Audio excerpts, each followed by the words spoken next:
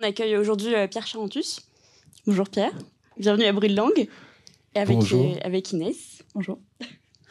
Donc Pierre, pour te présenter très rapidement, pour ceux qui ne te connaîtraient pas, tu es auteur et illustrateur pour la jeunesse mais pas que. Tu es publié aux éditions Margot depuis 2013 et tu as commencé par des ouvrages collectifs sur Brassens et Brel. Ensuite, tu as publié C'est une pastèque, qui est une bande dessinée qu'on a découverte avec Inès. Et ensuite, Samy Bir, qui est un ouvrage pour la jeunesse. Est-ce que tu veux préciser un peu plus sur ton parcours Déjà, merci de m'accueillir, de m'inviter ici. Je suis très content d'être là, de découvrir l'université de Poitiers aussi. Et puis, c'était la première fois pour moi que j'allais dans une université, donc c'était un peu impressionnant. J'ai eu un peu peur, et puis en fait, j'ai été très très bien accueilli. Et l'ambiance est super, et c'était intéressant d'arriver pendant les manifestations en plus, et puis de pouvoir vivre hier avec Stéphane, Martin, avec toi, Noélie, la manifestation. Après, pour les livres, parce que je pense qu'on va parler de ça un petit peu. Donc j'ai commencé à illustrer aux éditions Margot, donc sur un livre collectif sur Brassens, qui n'est pas ici puisqu'il est plus du tout disponible en librairie. Et donc les éditions Margot ont été créées par un ami en fait avec qui j'étais au lycée, donc qui s'appelle Thibaut. Ils étaient 4 à créer ces éditions et ils avaient pas une ambition énorme. Leur ambition, c'était de publier des illustrateurs qu'ils aimaient bien, plus des copains qui pratiquaient l'illustration. Et donc, ils m'ont contacté en tant qu'ami pour me demander si je pouvais faire des dessins autour de textes de Brassens que je choisissais.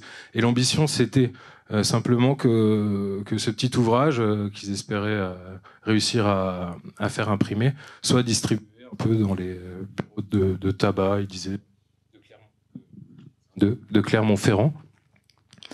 Et puis finalement, ça a pris un peu plus d'ampleur. Il y a certains illustrateurs plutôt connus qui ont participé au projet.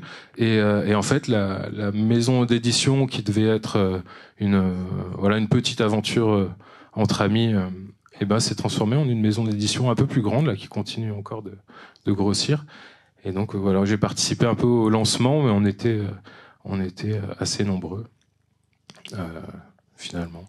Et donc Brassens et Brel, c'est le deuxième livre, et Brel il est là, j'ai vu que vous en avez trouvé. Donc ça c'est vraiment des recueils où il y a de nombreux illustrateurs, illustratrices qui sont dans les pages. Enfin donc pas toi. Physiquement. Et du coup, oui, vous pourrez retrouver Samy Bir, donc le voyage de Samy Bir, et du coup, Brassens, non, oui. Brel. Jack. Et la pastèque, du coup, au stand de la librairie, et vous pourrez vous faire dédicacer le livre de votre choix par Pierre à la fin de la rencontre. Donc voilà. Eh ben, merci. Fin de la rencontre. Bonne fin d'après-midi à toutes et tous. Donc on va peut-être du coup commencer à vous parler de la pastèque. Donc comment est-ce que nous on l'a rencontrée, parce que ça a été vraiment une rencontre. Donc on était au salon de Montreuil en 2021 avec du coup Noélie avec le master. Donc ça a été une opportunité qu'on a eue grâce au master Limes et donc à Stéphane. Et du coup on est arrivé devant les éditions Margot. Et donc il y avait les grands livres donc comme Le voyage de Samy Bir par exemple, donc des grands albums. Mais qui impose un peu, et il y avait la pastèque, donc ce petit livre blanc avec des dessins un peu originaux comparés aux autres dessins. Désolée. et donc on a été intrigués, donc tout de suite on a ouvert le livre, et là il y a eu l'effet pastèque. C'est-à-dire qu'on a ouvert ce livre et première page, première blague, et on s'est dit il faut qu'on le prenne. Et ensuite le trajet du retour dans le train, on a lu toutes les pages un peu frénétiquement en se disant mais ça s'arrête jamais, c'est vraiment super drôle, c'est génial, il y a de la recherche, etc. Et toute l'année ça a été un peu cette blague. On s'est dit oui, il faut qu'on invite Pierre Charentus à Bruit de Langue l'année prochaine, et on a pu le faire. Et du coup, on espère vous faire vivre votre effet pastèque, parce que c'est vraiment une rencontre, ce livre. Donc non, mais c'est vrai. Soit on l'ouvre et on adore, soit on est un peu perplexe, on finit par l'aimer quand même, parce qu'il y a un petit côté... bon, tu nous raconteras. mais voilà, donc on espère que ça vous plaira. Et donc du coup, Pierre, est-ce que peut-être tu peux nous en parler un peu plus, nous expliquer pourquoi ce choix, pourquoi ces dessins, qui sont un peu différents de ceux que tu as fait par exemple pour Samy Bière, par exemple. Donc voilà. Alors, donc moi je fais du dessin, j'ai fait une école d'illustration à Nantes, après un bac STI art appliqué à Clermont-Ferrand. Et dans le cadre de ces études d'illustration, j'ai eu une formation de dessin assez académique. Donc on avait plusieurs cours, et notamment des cours d'anatomie, des cours de peinture, assez classiques. Et c'était très intéressant. J'ai fait plein de super rencontres pendant ces 3 ans. Et suite à cette formation un peu classique, c'est qu'à l'époque j'étais très porté sur les chevaliers, les dragons. Je voulais faire que de l'heroic fantasy. J'aime bien toujours, mais je voulais faire ça comme métier, illustrateur d'heroic fantasy. Et arrivé au projet de fin d'année, j'ai eu un changement de trajectoire, quoi. Et c'est comme si des nouvelles portes, un peu, des perspectives nouvelles en dessin, en tout cas, c'était soudainement ouverte. Et puis j'ai pu, entre guillemets, explorer un peu d'autres univers, d'autres styles, me détacher de mes premiers amours, on va dire. Mais tout en restant dans un dessin que je cherchais assez maîtrisé, assez technique, entre guillemets, à la peinture. Et de tous ces dessins, je savais pas comment en vivre. C'est assez compliqué de savoir comment vivre financièrement du dessin. Donc j'ai fait le choix de faire autre chose, en fait. Donc, je suis parti un peu dans différents métiers, plein de métiers. J'ai fait beaucoup de musique aussi. Dans la rue avec les amis. Mais j'ai commencé à vendre mes dessins sur les marchés, en fait. Donc je vendais mes dessins sous forme d'affiches, sous forme de cartes postales, de posters. J'ai fait aussi de la sérigraphie. Et je suis parti là avec mon petit stand dans le sud-est de la France, dans la Drôme. C'est un beau pays, si vous avez l'occasion d'y aller. Et donc sur les marchés, j'ai rencontré un petit peu un public qui appréciait mes dessins. Et sur les marchés, j'avais toujours mes carnets de croquis sur mon stand pour dessiner pendant notamment les temps morts. Parce qu'entre 8h du matin, quand on s'installe, jusqu'à 10h à peu près, il n'y a pas grand monde. Donc je dessinais beaucoup. Et il y a une année où j'ai commencé à faire des petites bandes dessinées. Donc j'en ai fait une. Il y avait un groupe de country qui jouait dans la rue à côté. Et puis, voilà, ça m'a fait rire. J'aime bien le country. Hein. Et j'ai commencé à faire une petite histoire autour du country. Ça m'a fait sourire de faire ça. Et je me suis dit, bon, là, je fais une petite saison d'été. J'ai à peu près 2 mois et demi. Je fais grosso modo 8-9 marchés par semaine. Si je fais une planche par jour, j'aurai à la fin un stock de petites histoires qui pourront éventuellement lancer un projet de livre. Enfin, je me disais, au moins j'aurais de la matière pour faire quelque chose. Et donc c'est ce que j'ai fait. Et ce qui était sympa sur les marchés, c'est que donc je changeais de ville un peu tous les jours. Et donc je m'étais fait pas mal de copains, de copines dans les villages. Et puis parmi les autres camelots, les marchands. Et donc assez régulièrement, des personnes passaient me voir, me saluaient, et étaient intriguées par ces petits carnets dans lesquels je dessinais. Donc me demandaient si c'était possible de lire, de feuilleter ce que je faisais, chose que j'ai accepté. Et puis j'ai vu que ça me faisait rigoler moi, et puis que ça faisait aussi rire les gens qui lisaient autour de moi. Donc ça, c'était assez surprenant et chouette. Et donc chaque semaine, il y en a qui revenaient pour voir un peu les nouveautés. Donc, voilà. Donc arrivé à la fin de l'été, j'avais un bon paquet de dessins, puisqu'il y a juste un seul marché, je crois, où j'ai pas fait de BD sur cet été-là. J'étais pas en état. D'accord, merci. Après, voilà. pour la création de la pastèque, en tout cas. Donc ça s'est fait. J'étais sans arrêt là sur les marchés aussi. J'étais en train de dessiner, mais j'étais sans arrêt coupé à discuter avec les gens qui passaient. Donc en fait, j'ai pas vraiment de. Enfin, des fois, j'ai une idée en tête, une histoire.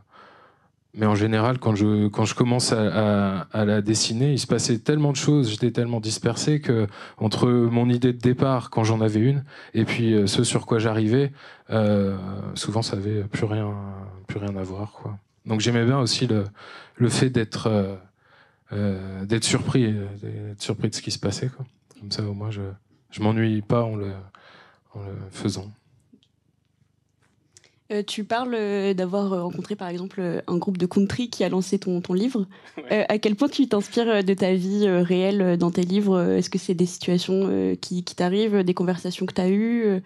On voit aussi que tu utilises Le Seigneur des Anneaux. À quel point tu t'inspires de la culture populaire et de tes expériences dans ce livre? Pour Le Seigneur des Anneaux, je pense que je regrette de ne pas être né en terre du milieu. Donc, du coup, ça a toujours été un univers qui m'a beaucoup parlé. Et puis dans les bandes dessinées, même si je pense que c'est pas direct tout le temps. 1, 2, c'est bon, merci.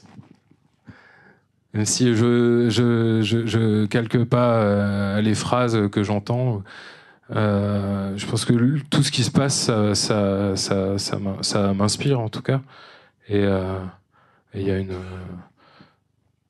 En fait, des fois j'ai une idée et puis j'ai le déroulement complet dans ma tête et je m'y tiens. C'est très rare, mais j'arrive à fonctionner comme ça parfois. Je suis en train de boire un café le matin en terrasse et puis je me dis tiens j'ai une phrase là, j'ai envie de faire ça et j'essaye de m'y tenir.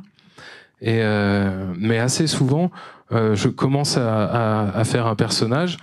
Et même si j'ai une idée, le moment où je vais écrire la bulle, le personnage dit autre chose. Il dit pas ce que j'avais pensé. Enfin, c'est assez rigolo. Et puis donc ça part sur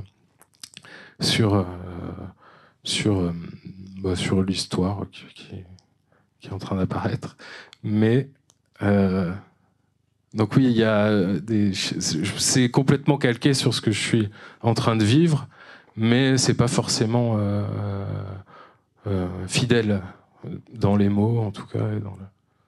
Mais je pense que dans l'émotion de ce qui se passe, c'est un peu en lien avec ce qui se passe dans le monde extérieur, quoi. Voilà. Ça va comme réponse. Donc du coup, oui, tu disais que tu écrivais donc du coup avec ce qui se passait donc dans ta vie en rapport avec par exemple les marchés donc sur place, etc. Et donc du coup, tu avais déjà une petite communauté finalement sur ces marchés dès le départ qui venait voir donc tes carnets.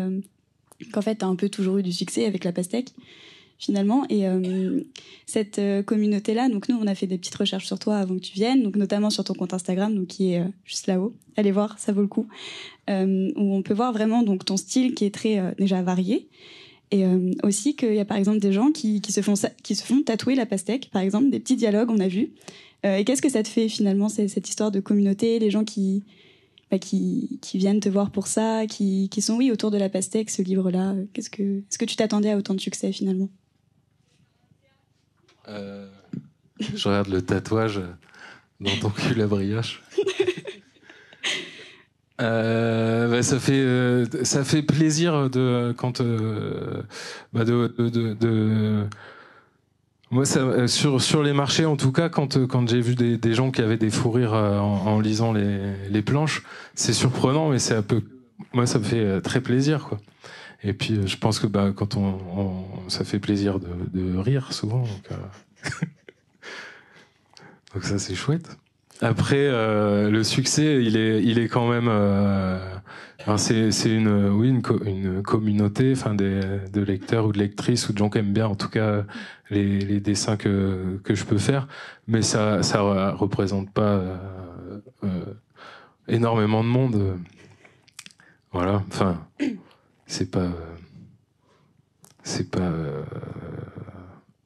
mon éditeur aimerait qu'il y ait un peu plus de monde qui suivent la pastèque.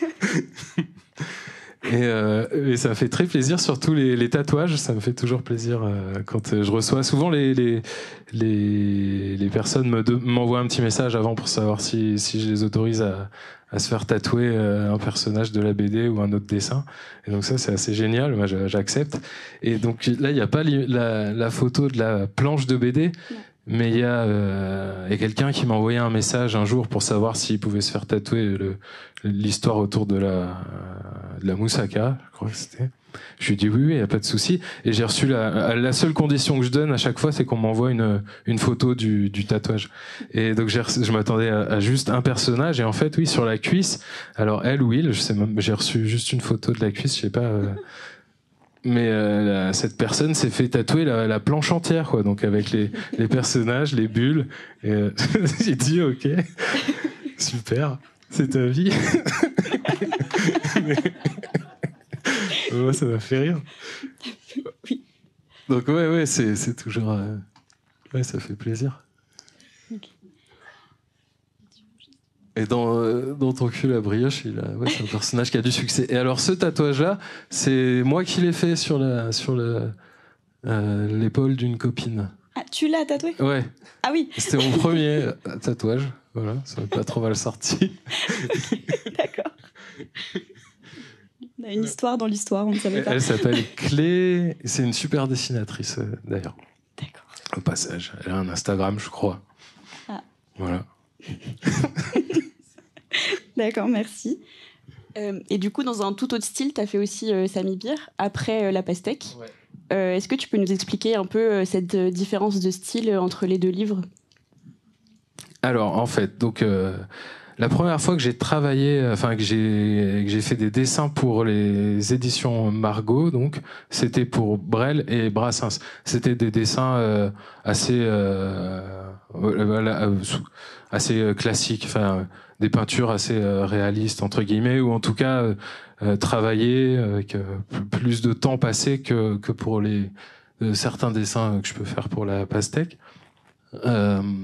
Donc un peu plus dans l'esprit de Samy Bir.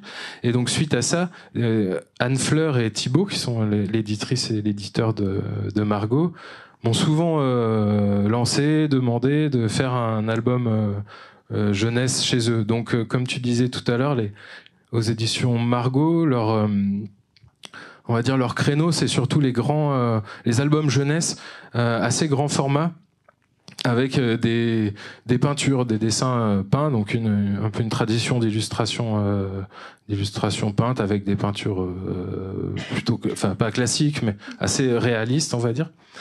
Et donc ils travaillaient avec pas mal d'illustrateurs et ils me demandaient de faire un livre. Donc on avait lancé un petit peu des projets parfois, mais j'ai vraiment beaucoup de mal à me tenir sur un projet. Souvent je fais une image, 2 images, et puis j'ai tendance à partir sur d'autres choses. C'est pour ça que la pastèque, je m'étais forcé à faire une planche à chaque marché.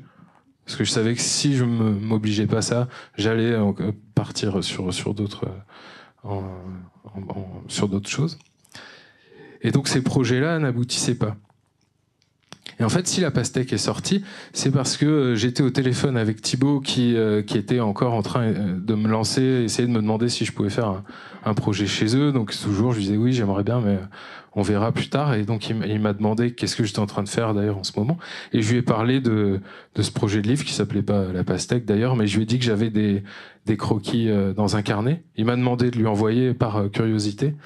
Et il m'a proposé de l'éditer aux éditions Margot, bien que ça n'ait absolument rien à voir avec leur ligne éditoriale.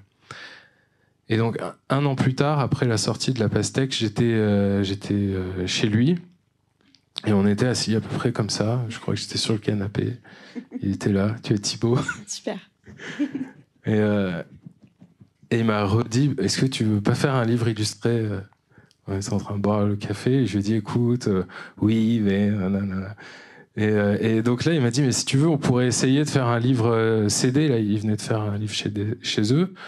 on peut contacter Jean-Pierre Jolicard, donc qui est un musicien avec qui il avait déjà travaillé. Et puis il me dit, j'essaye de trouver un auteur qui pourrait écrire un texte qui pourrait coller avec ton univers. Et voilà, donc il m'a un petit peu joué de la flûte comme ça. Et puis je lui ai dit, bon allez, ok. Et on s'est fait une accolade. Et c'est un peu comme si on avait signé il n'y avait aucun retour en arrière possible. Et quand je suis parti de chez lui, je me suis dit, oh mon Dieu, qu'est-ce que j'ai fait? Donc, à cette époque, j'ai fait une longue randonnée pendant plusieurs mois.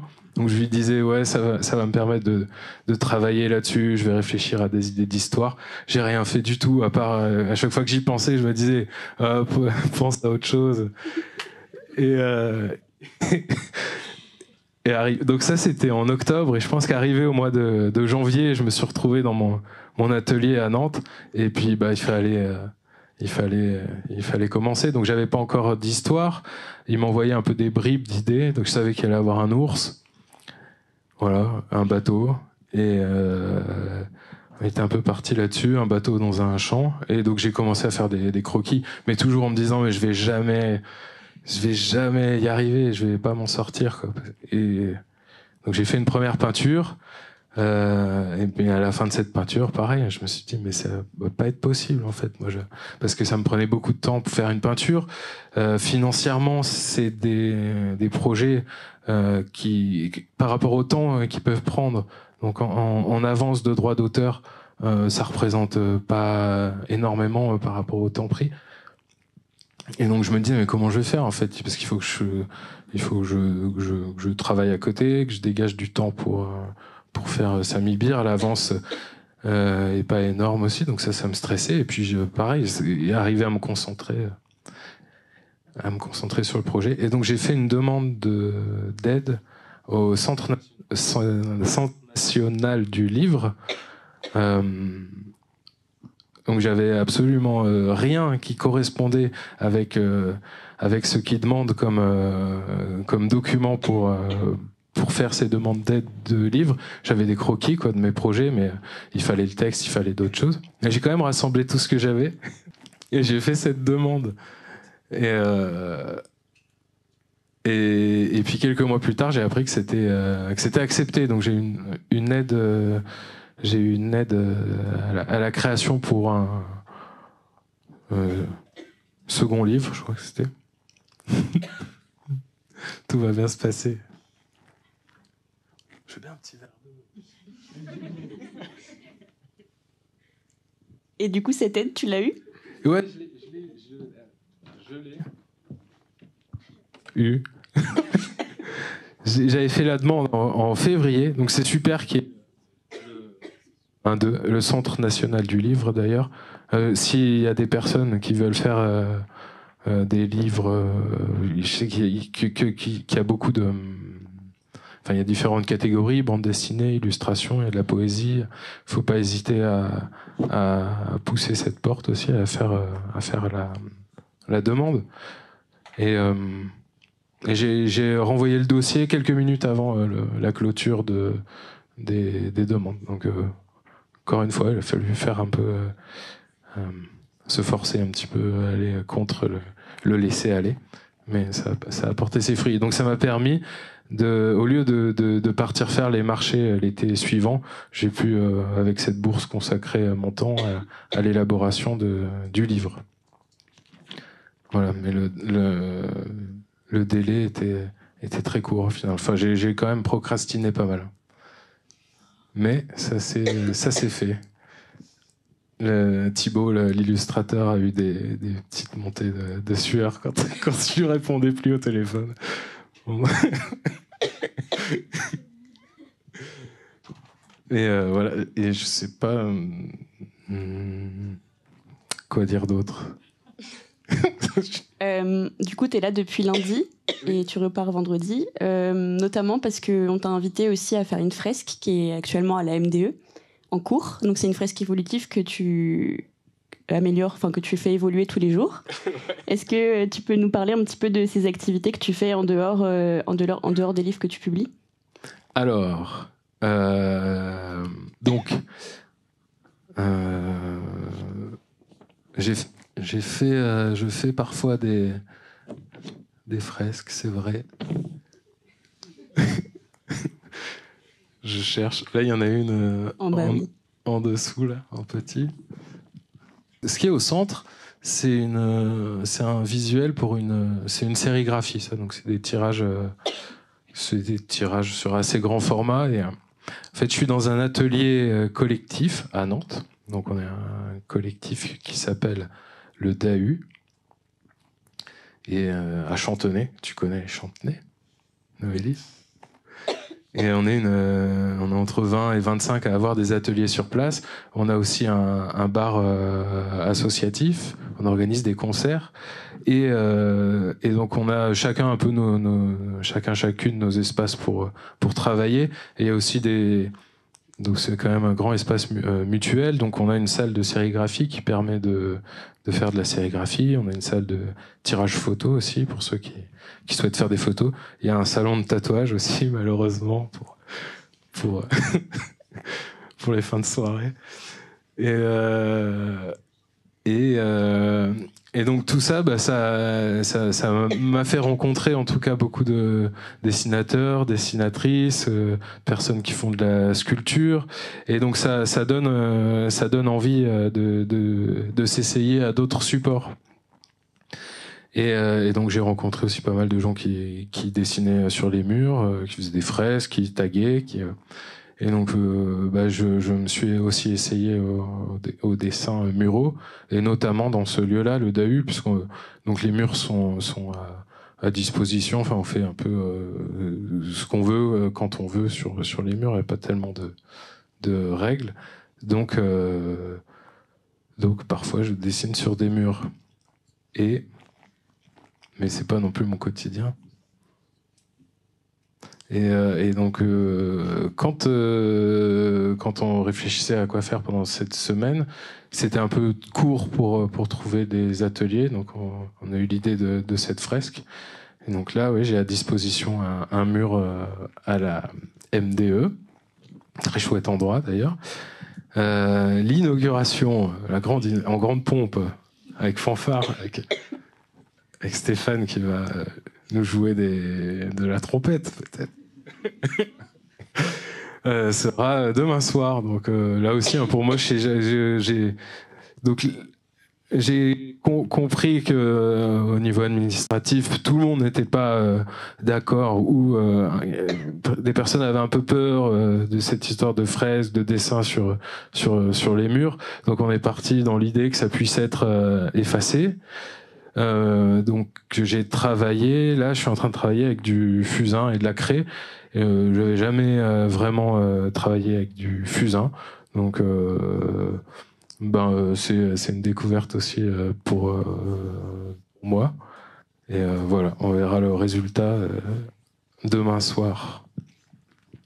Et du coup, tu as eu des inspirations pour ton projet de fresque là. Donc, est-ce qu'il y a quelque chose qui t'a inspiré en particulier pour les dessins que tu fais ? Et là, ce qui s'est passé, c'est que quand on a décidé de partir sur de la craie, je suis allé acheter des craies au magasin de craie. Et donc, j'étais quand même un petit peu stressé de me dire qu'est-ce que je vais faire avec des craies. Donc au DAU, en l'occurrence, vendredi soir dernier, j'étais tout seul, et je me suis dit faut que je teste un petit peu les dessins à la craie. Donc j'ai commencé à faire des dessins à la craie. Au début, ça allait pas du tout. J'ai tout effacé, donc c'est le côté pratique, quoi, en fait. Et je me suis dit, allez, pas de panique, faut dessine des chiens. Moi, ça me calme quand je fais des chiens. Donc j'ai fait des chiens. Et à force de faire des chiens à la craie, j'ai commencé à faire un peu d'estompes. Et ça m'a fait penser un petit peu à des peintures rupestres. Et je me suis souvenu que j'avais un livre sur la grotte Chauvet, qui est une grotte, pour ceux qui la connaissent pas, ça vaut le coup d'aller voir les images. C'est une grotte qui a été découverte en Ardèche en 94, je crois, 1900. Et les dessins qui s'y trouvent dedans, pour les plus vieux, ont 37 000 ans, et ils sont somptueux. Vraiment, c'est c'est grandiose. Et donc je suis allé chercher ce livre et puis ça m'a un petit peu inspiré. Donc là, depuis 4 jours, je suis dans ma période néolithique.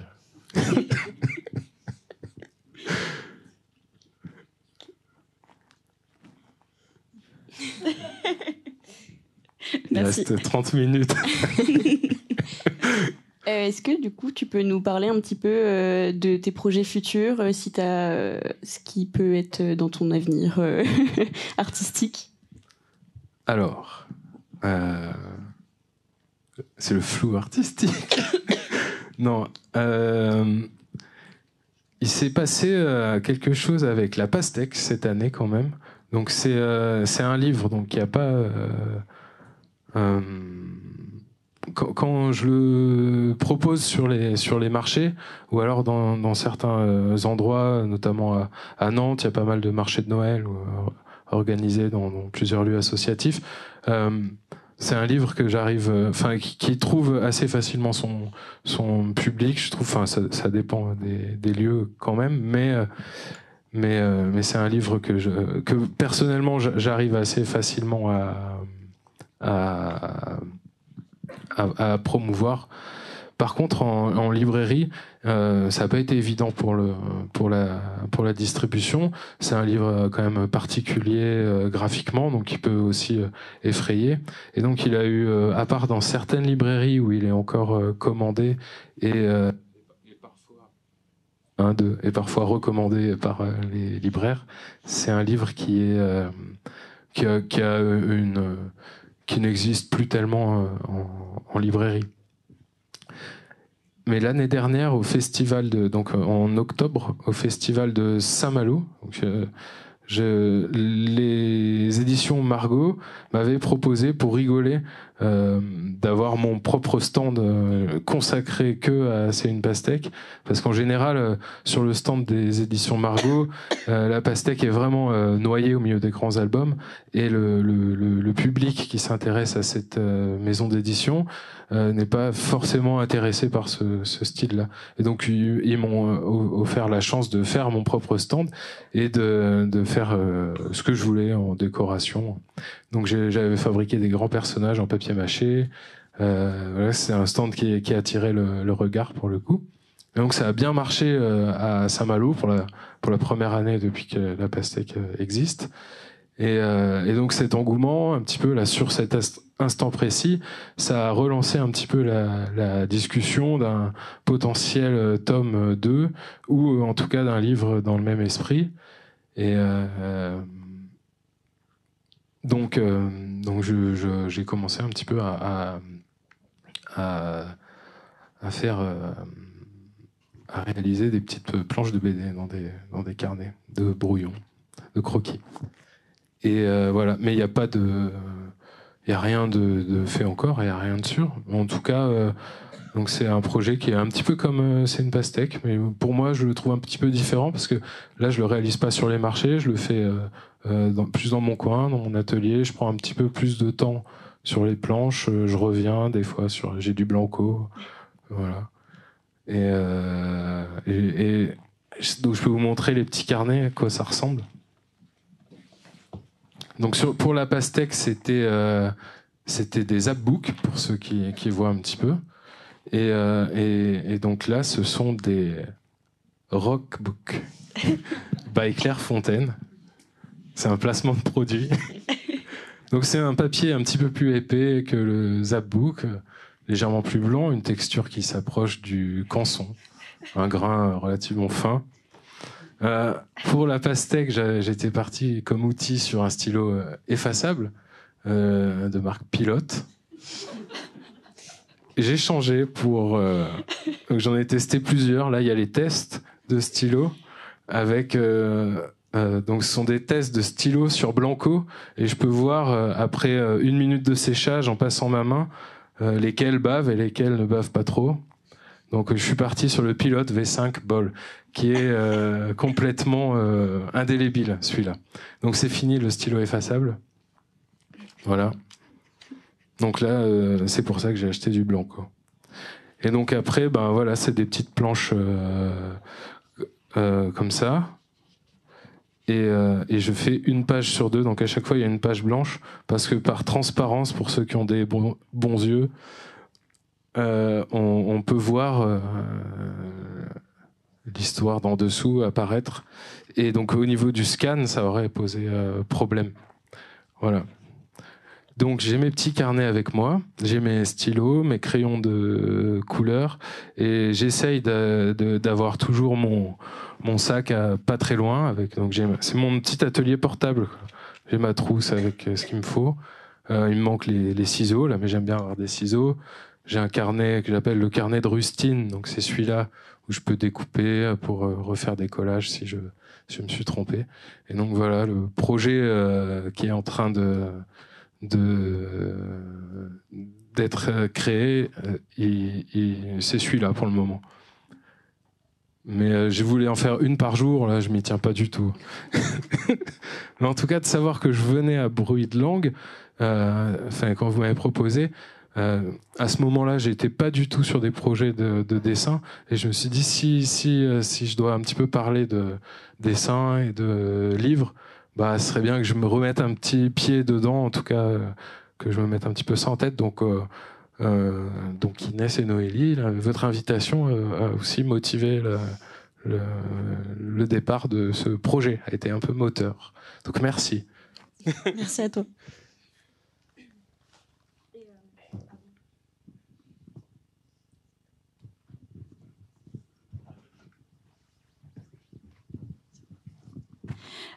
Mais du coup, là, ouais.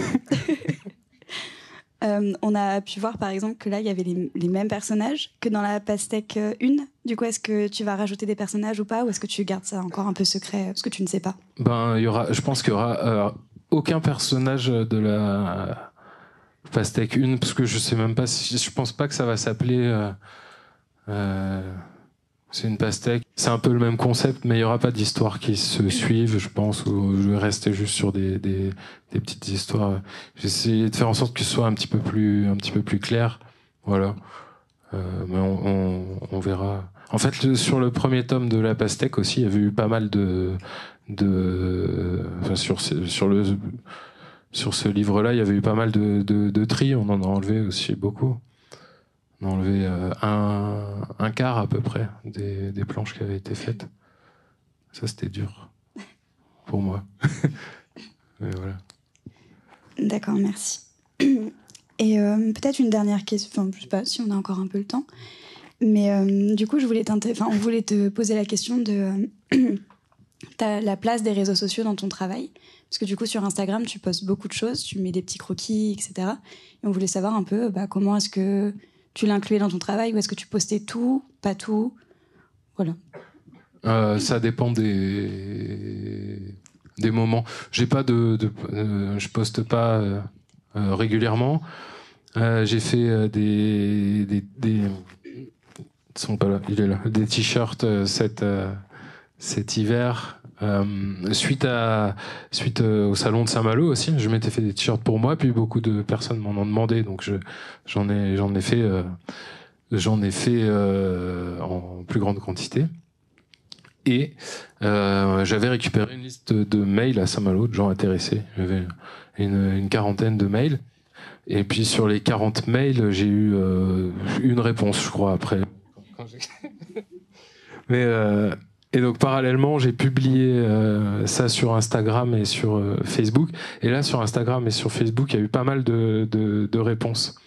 Donc là-dessus, les réseaux sociaux ont été très utiles, et ça m'a surpris. Je m'attendais pas à avoir. Je pensais en avoir quelques-unes, mais là, il y avait quand même du monde. Mais ce qui s'est passé, c'est que ça m'a quand même occupé beaucoup de temps.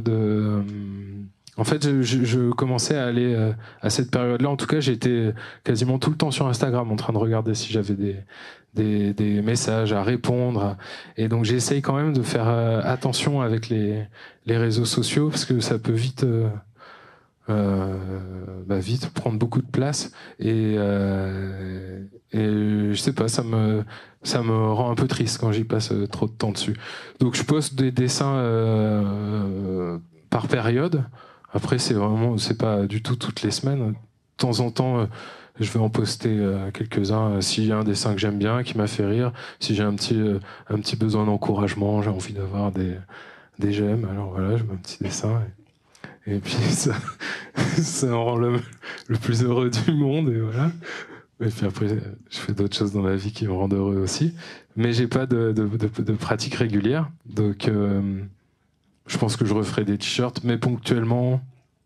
Voilà. Donc la place, elle est là. Enfin, ils existent en tout cas. Je sais que supprimer ma page ou de temps en temps ça me traverse l'esprit, et en même temps c'est vrai que c'est un lien avec les gens, que on se sent quand on dessine tout seul dans son atelier, mis à part les moments où on publie des livres, déjà quand un livre est sorti, il fait sa vie, donc si on le vend pas non plus soi-même sur les marchés comme je faisais, ou sur des salons, on rencontre très peu les lectrices et les lecteurs. Donc on est vite un peu seul face à ces dessins, et c'est vrai que d'accumuler des dessins dans des carnets qui seront jamais vus par personne, des fois c'est un petit côté un petit peu mystérieux, un peu triste aussi, et donc c'est vrai que les réseaux permettent de partager ces choses-là qu'on n'aurait jamais montrées à personne, je pense, et ça c'est assez chouette. Ouais. Après, faut arriver à s'en servir un peu avec parcimonie, ou je sais pas, avec maturité. Ou, qu'est-ce qu'on pourrait dire comme mot? Je l'ai pas. Non, c'est pas grave. Du coup, juste avant de passer aux questions du public, on a organisé un concours artistique basé sur une de tes planches dans C'est une pastèque. Du coup, tu as fait une petite sélection de tes préférés. Est-ce que tu peux nous dire quelques mots sur ta sélection? C'était très dur en vrai, parce que merci déjà à celles et ceux qui ont participé. Merci d'avoir eu l'idée du petit concours. Et alors faire des sélections, c'est compliqué. Mais donc j'avais mon petit carnet dans un petit carnet. En fin de semaine, j'avais noté. J'avais lu déjà les BD qu'on avait reçus, puis j'avais pris des petites notes, et donc je m'y suis remis hier soir, et puis il fallait faire un choix. On s'était dit qu'on en choisissait 3, et puis finalement j'en ai mis une 4e, mais il y a eu des centaines de participants, donc c'était un travail de longue haleine, et je remercie tout le monde. Il y aura, j'ai préparé, je sais pas si toutes les personnes qui ont participé sont là. Donc vous aviez prévu un petit cadeau pour toutes les personnes qui ont participé, et puis moi de mon côté aussi. Donc il y a des petits cadeaux qui vous attendent à la sortie du Grand Loto. Et sauf, est-ce que Max est là? Parce qu'on peut pas, il est pas là. Maxime qui a participé. Bon, ça va. Alors, s'il est pas là. Ouf. On a eu un petit problème, donc il y avait son cadeau. Je l'avais pas aujourd'hui, mais on lui transmettra pour plus tard. Donc après, pour le choix, ça n'a pas été facile. Vous voulez lire? Alors moi d'ici, j'arrive pas à lire, mais. Okay. Alors, donc la première BD, c'est Aglaé. Quand j'ai ouvert cette BD, j'ai été agréablement surpris de voir que Aglaé avait refait les dessins un peu à sa sauce. Et donc j'ai été très touché par ce dessin, donc ça m'a bien plu. Après, j'ai aimé la poésie, donc on peut lire. Est-ce que tu veux lire, Inès? Donc Inès peut vous faire la lecture. Après, c'est jamais évident de lire aussi des planches, parce que c'est assez personnel, les voix qu'on se fait dans la tête, l'intonation. Je peux lire le personnage de gauche, et tu fais l'autre qui n'est pas Jean-Michel, si ça te va. Ok, donc ô soleil, boule de feu flamboyante dans le ciel qui nous illumine de sa flamme. Ta gueule, Jean-Michel. Boum. Nous sommes dans le noir. Nous sommes dans le noir. Donc ça, c'est donc du coup le dessin d'Aglaé. Voilà. Merci Aglaé. Je ne sais pas si Aglaé est là. Bravo Aglaé. Merci. Donc ensuite, on lit lequel. Tu veux lire lequel? Ah, c'est moi. Oui. Non, ben, je sais pas, il marche. Ah oui, c'est bon, il marche. Il fait chaud. L'eau, la terre, le gruyère, un jour, tu le verras, il n'y en aura plus. Au moins, il restera le camembert. Boum. Oh, bah, on fait une raclette. Voilà. Donc ça, c'est Karl. Bravo, Karl. Karl. Salut, Karl. Moi, je suis un fan de fromage, donc je pense que ça a pesé dans la balance. Et puis, je savais pas trop si, donc pour toi, le rond jaune représentait le camembert. Ouais. Et voilà, ça m'a fait rire. Du coup, après, il y a celui juste d'en dessous. Donc, oui. Hey, regarde, j'arrive à faire. Oh, pardon. Hey, regarde, j'arrive à faire un jaune d'œuf. Oh, incroyable. Boum. Bling, bling. Bon, ben, omelette, du coup. Hein. Donc, bah, ça, c'est Anne-Lise, du coup. Merci, Anne-Lise, bravo.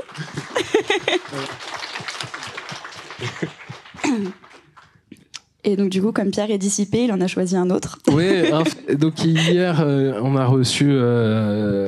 hier soir, il y en a que j'avais pas vu, qui étaient arrivés lundi ou mardi, c'était hier, mardi. Enfin, qui étaient arrivés lundi, je crois. Et quand j'ai ouvert, il y avait celui de Max, mais que j'ai pas trouvé. Et on l'a retrouvé tout à l'heure, dernière minute. Et Max n'est pas là, donc ça va. C'est sûr qu'il est pas là. Pardon, Max. Et donc celui-là, c'est celui de Annie. Alexandra. Ça m'a surpris quand je l'ai ouvert, donc j'avais envie de le mettre ici aussi, mais je vais me cacher parce que. Donc, il y avait un autre canapé, sinon. Non, mais enfin, je commence à être à l'aide. Peut-être, oui. C'est un petit extraterrestre avec des petits chapeaux. Il y a écrit Bienvenue étranger juste en dessous. Donc voilà. Donc bah merci beaucoup pour ce dessin qui est très touchant. Qu'il soit en panneau d'accueil au niveau des frontières et tout ça, tant qu'il y a des frontières. Du coup, on va passer aux questions du public si vous en avez.